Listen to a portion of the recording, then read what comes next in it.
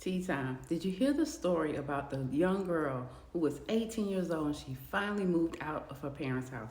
And now that was a toxic household, so she was really, really glad to be gone. She went away to college, things were going fine, and then she met this man. He was super fine, 30 years old. And they started dating, and she was feeling like, wow, I'm finally a grown woman. I'm an adult. I'm away from all that mess. Now, I can finally breathe and become who I'm supposed to be. While she was doing that, she was dating this guy, and all of a sudden, she gets pregnant from him.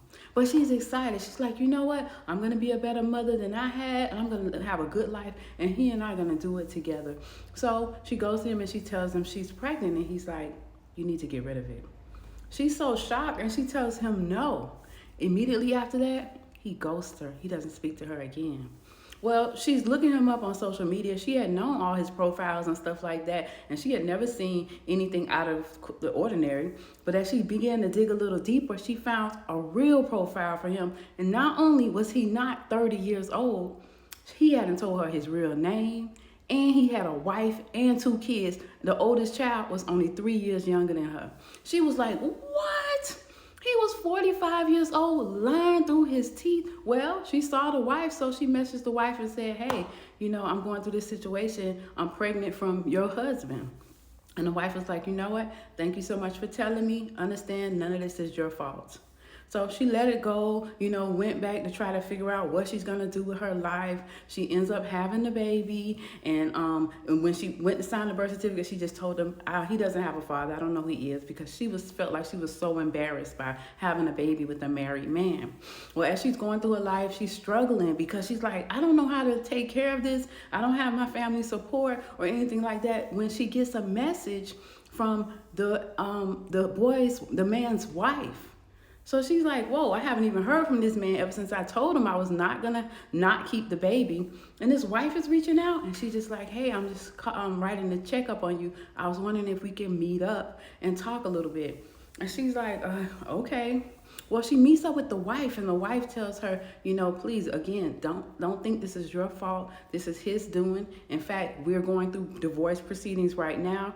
And to be honest with you, as soon as I told him about what happened and I told him I wanted a divorce, he left. I haven't heard from him since. And the girl was like, oh my gosh, I'm so sorry. She said, don't be sorry.